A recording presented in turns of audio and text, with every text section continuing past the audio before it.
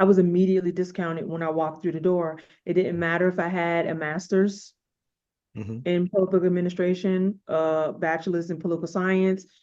You already had a barrier before you walked through, and it's like, hopefully I can talk to somebody and get them to hear what I have and make a connection, something like that. So out of that, I guess the idea just popped into my head.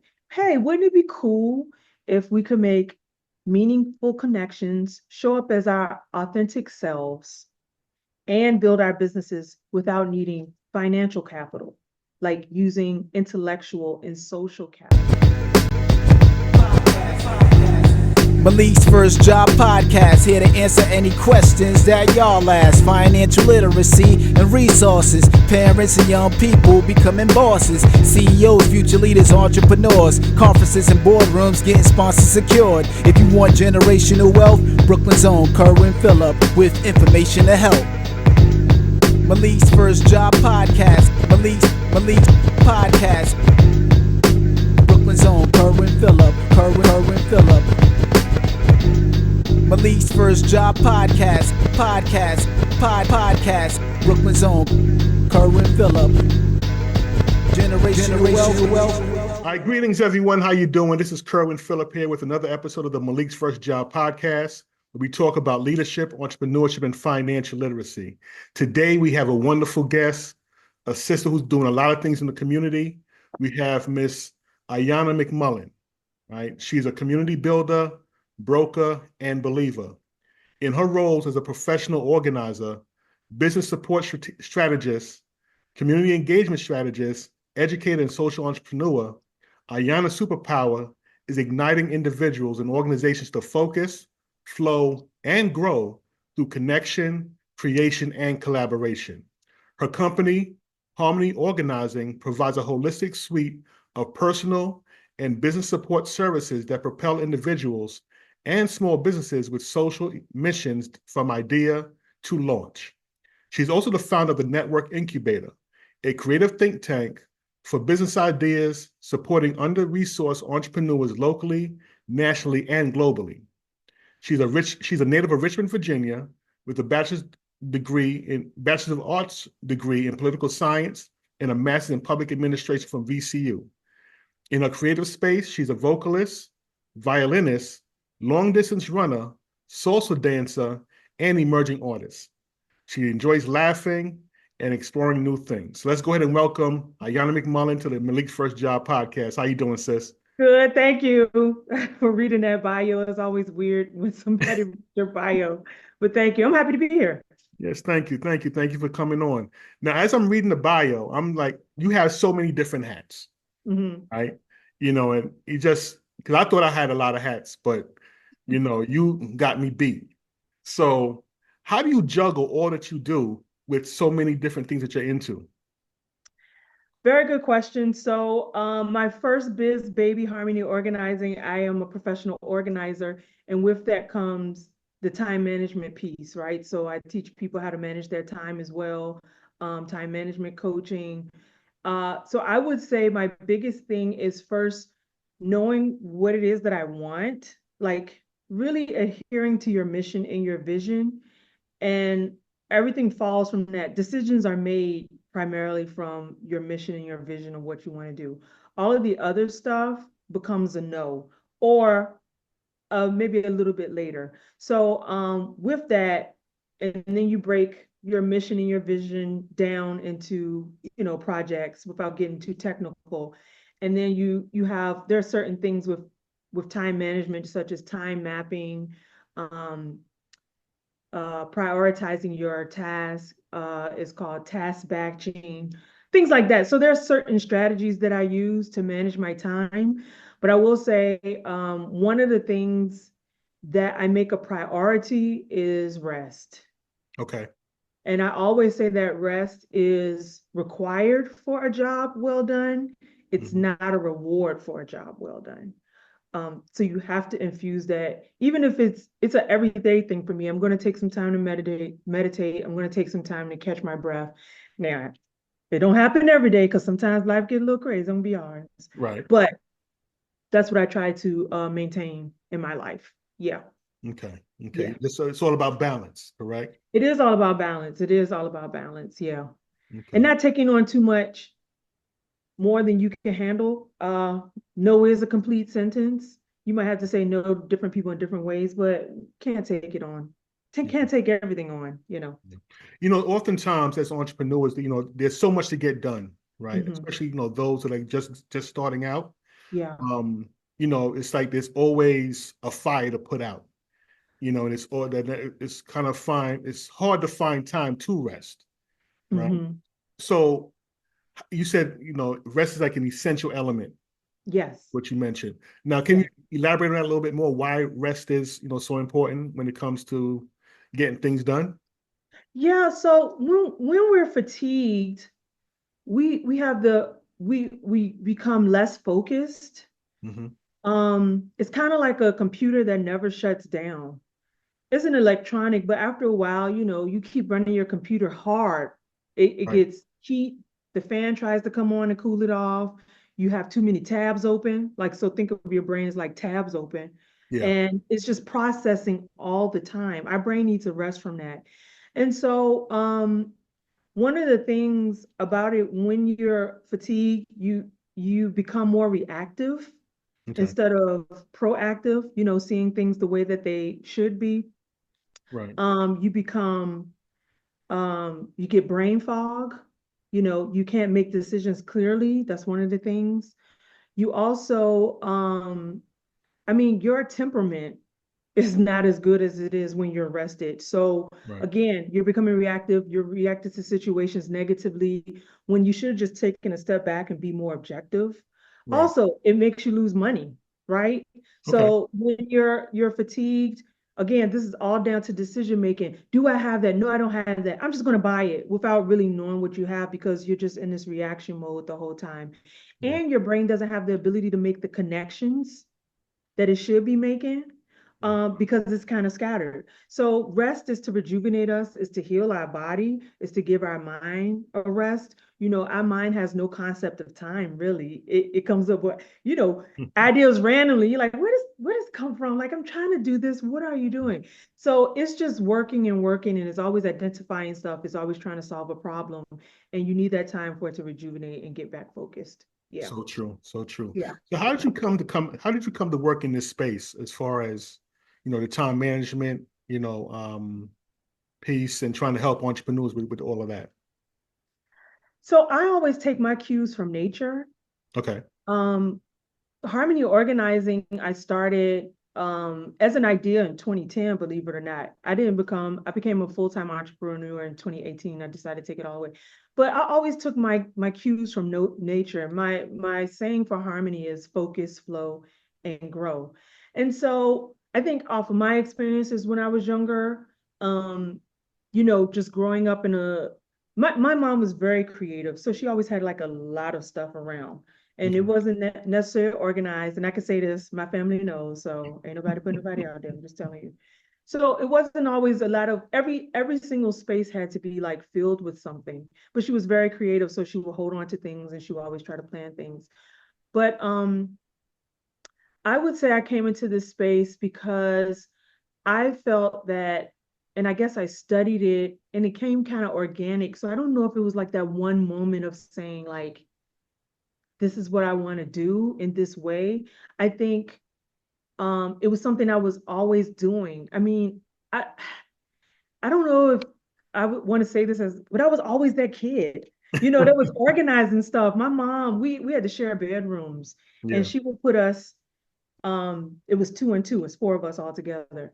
Hmm. And she would switch me and move me to the other siblings' bedrooms. Like they would never get moved. And I always wondered, why is she always moving me around? Like I didn't realize until I got an adult. She told me, she said, because I knew you would get them straight, right? Wow. I organized my trapper keeper. So from that, when I found out that professional organizing was something that people actually did, I said, hey, I want to do this. But then I noticed that people are not just getting organized. Their things need to be organized. Their minds need to be organized as Yeah. well. And sometimes when you say, hey, go clear out that desk, it's like, I can't do it until I get my thoughts organized. Or some people are, I got to get this space organized, then I can think clearly. Yeah. So I thought it was like a front and a back door. And then that's kind of how I moved on. And then it went into business strategy. Yeah. As a busy entrepreneur and business owner, do you find yourself overwhelmed with day-to-day tasks? InnerVision Consulting provides virtual assistant services to entrepreneurs, coaches, and nonprofit organizations, taking on those everyday tasks while leaving you time to focus on the things you love, being more productive, and having more flexibility and freedom. Put yourself and your business first. Visit innervisionllc.com or call 804-420-2306 to schedule a free consultation today and learn more about how InnerVision Consulting can support you in taking your business to the next level. Malik's First Job, Financial Principles for Teens, is an excellent resource to get your children started on understanding the basics of financial literacy. This book, which is set in Brownsville, Brooklyn, about a young man who gets his first job and then shortly thereafter sits down with his dad to learn how to manage his money. There are several topics that are covered within this work, such as paying yourself first, disciplining your spending, knowing the difference between an asset and a liability, creating multiple sources of income, as well as the importance of being charitable. So again, if you want to get your children started on understanding finance and becoming responsible adults, we highly recommend that you purchase the book, Malik's First Job, Financial Principles for Teens. So please visit maliksfirstjob.com to get more information. Peace. So you also have, I guess, the network incubator, right? How did that come about? The network incubator was birthed out of my experience when I became a full-time entrepreneur. Right. 2018, fall 2018, little did I know what was coming down the pipeline 2 years later with the shutdown and everything. But I became a full-time entrepreneur. I just felt like it was that time to move on. And I ran across a lot of things that I didn't expect. One was isolation. When you work with in the corporate world, you go get a job, your team is already built for you. You already have a department or whatever, manager, all that good stuff. So that was one of my challenges that I ran across that I wasn't expecting. Also hitting planning roadblocks. And this is connected to isolation. You didn't have anybody to like, hey, listen to this. You think this is right? You think, I was calling my sister at random times during the day. That's not sustainable. Hey, listen to this idea, or calling friends. Another thing was I knew there would be some startup costs, but I didn't know that the network association fees, some of them are very high to be part of these networking associations. And to start out, that's not feasible, especially for Black and Brown businesses where we receive so little of the funding, government funding, investor funding, all of that. We receive so little of it already. Yeah. Another challenge that I came across was within the traditional networking space, I didn't feel welcome. I found that it was making cold introductions and just hoping to make that connection wasn't really my jam. It was quite hard for me. And so I didn't feel very welcome. And also just being, it has to be said, is a reality. Being a Black woman coming into the space, looking the way that you do, where most of the networking spaces are traditional white male, middle-class men running the space, I was immediately discounted when I walked through the door. It didn't matter if I had a master's in public administration, bachelor's in political science. You already had a barrier before you walked through, and it's like, hopefully I can talk to somebody and get them to hear what I have and make a connection, something like that. So out of that, I guess the idea just popped into my head.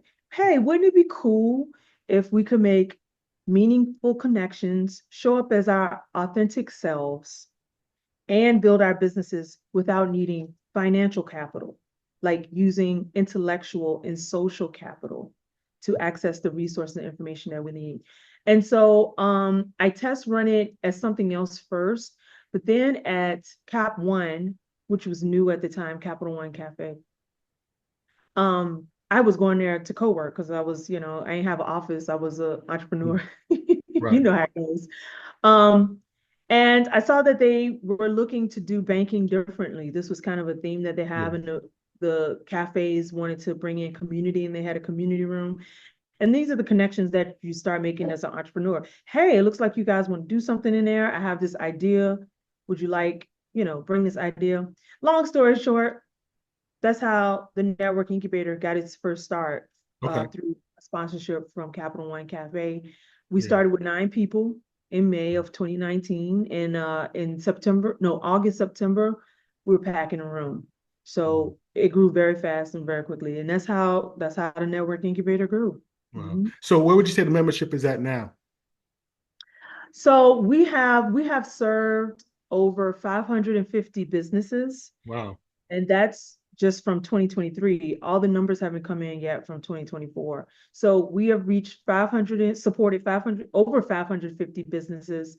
We've reached 23 states and 23 countries. And 64% are minorities, and about 73% are women-owned businesses. So 64%, is minority-owned businesses coming into space, and 71% is about women-owned businesses. Yep.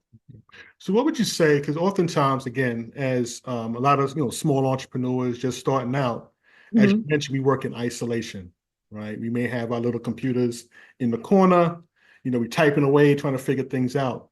Now, can you kind of highlight some of the benefits of collaboration, right?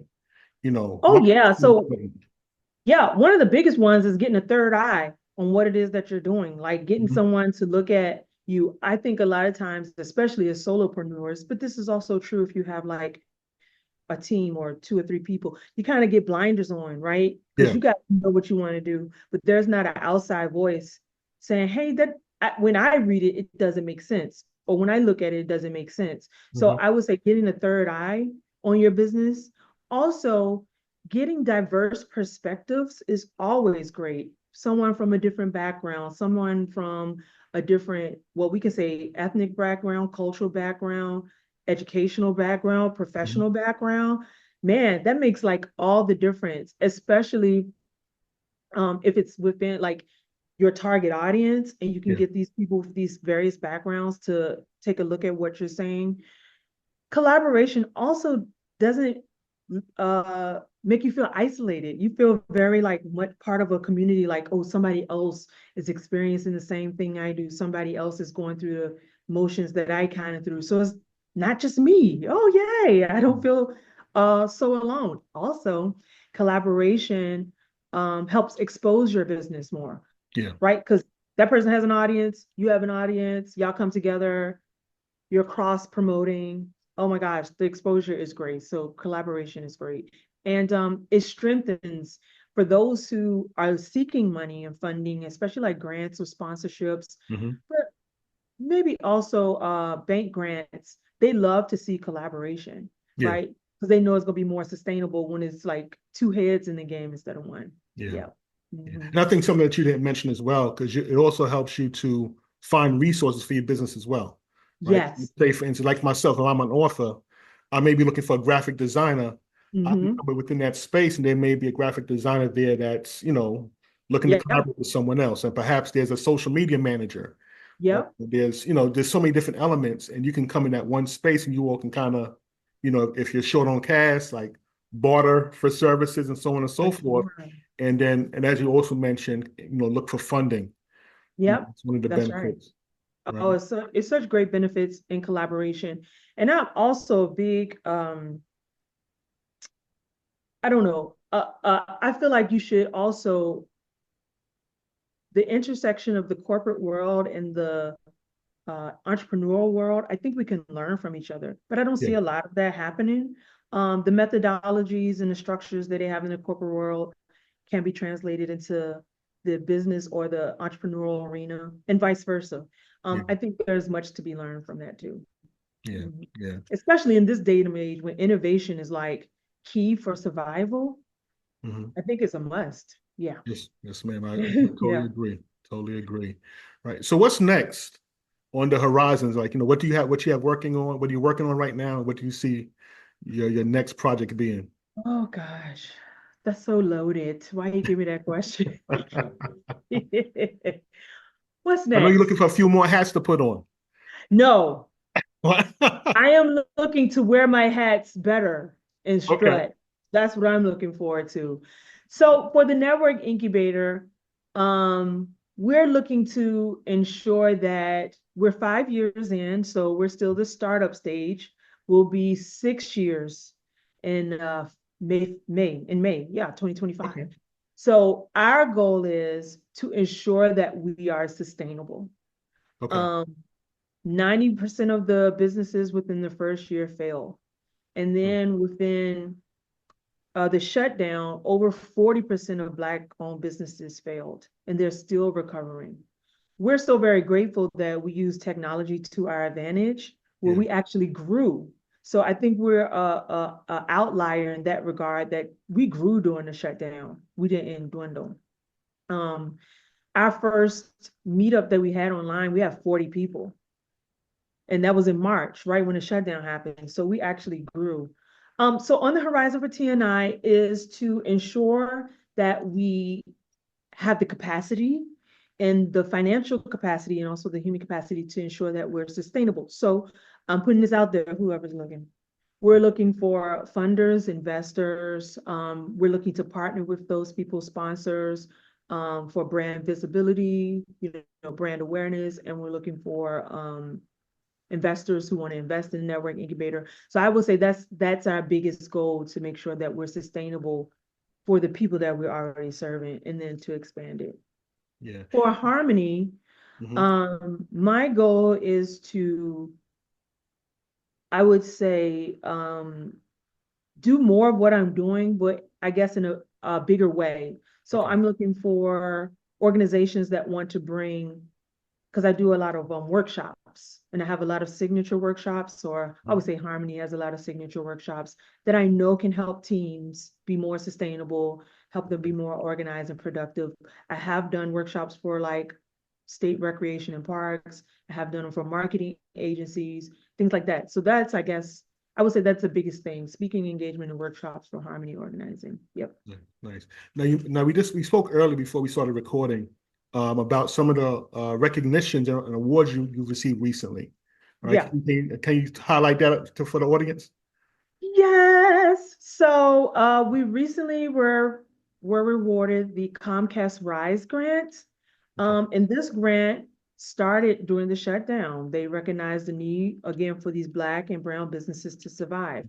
And so we were awarded that, and it also, part of it includes like commercial, monetary, and then they also provide us with some technical assistance. So it's an absolutely fabulous grant. Anyone who's watching, they do it every year. Just keep it on your radar. I think it opens up again in the spring.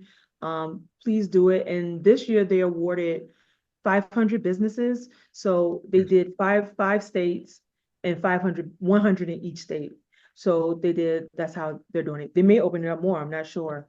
Okay. In addition, our Village United awarded us a grant not too long ago, I think about a month ago. The Network Incubator Collective is our nonprofit hand, and they Okay. were looking for nonprofits to invest. So we were the inaugural recipient of this um, elevated raw grant. So I'm Rise and Elevated, this elevated grant from our Village United. So that was special. Yeah. Cool. And last year we were awarded the Social Vision Award from the Metropolitan Business League. Yeah. And then we also was awarded Diversity, Equity, and Inclusion for a Networking Organization from Anthem Awards, which is a international award. So that was great. Yeah. Now, how do you feel like, this from an idea that you just came up with, started off with 9 people, now you're a global brand, getting all kind of awards from different, from credible and reputable companies. Like, what's that feeling, to You know that know, this all started from an idea? this is you're not the first person to ask me that, and I still don't have a great answer for that. I feel like both my businesses have personalities, and I don't know if you feel that way. They're like, Mhm. my little babies or something like that. Right. And so I always say the network incubator, and I feel great that I followed my gut instinct and my intuition and did it. I think the time was perfect that I did it before the shutdown. I didn't know what was coming down the pipeline. So I feel great that I took the risk, put myself out there and built it.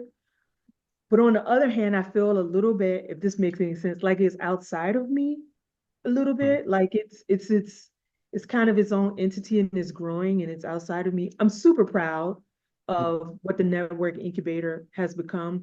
And I'm super grateful for the support that we've had, the volunteers that we have, the people that have been with me since the beginning.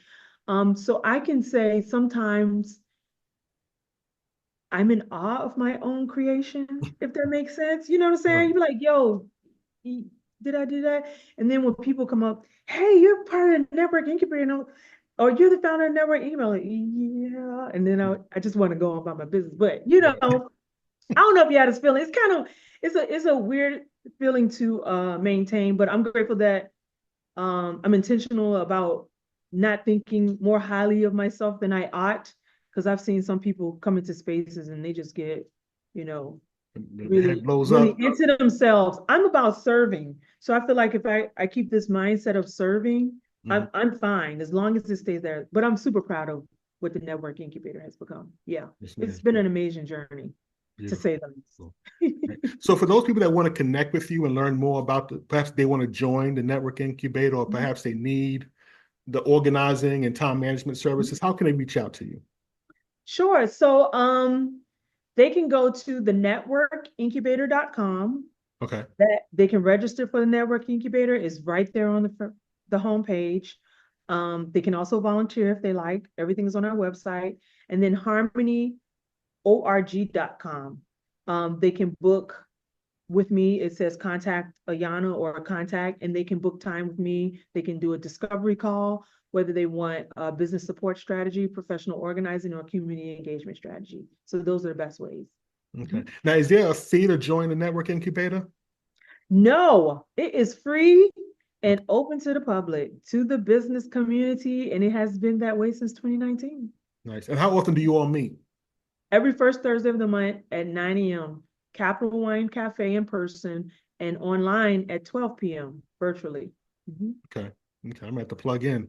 Yeah. Come on, do your lunch hours sometime, if you can't get there in person. Yeah. Yeah. Now, which Capital One? Are you on Carey Street or the one that's on in Short Pump? In Carytown. Yep. Okay. In Carytown. Okay. And for those who are wondering, parking is free, because I know that's a big thing in the city of Richmond. So you don't want to have to worry about parking, and it's ample parking around that time because we meet at 9 a.m. So parking is not an issue at all. Just pull on up. Beautiful, beautiful.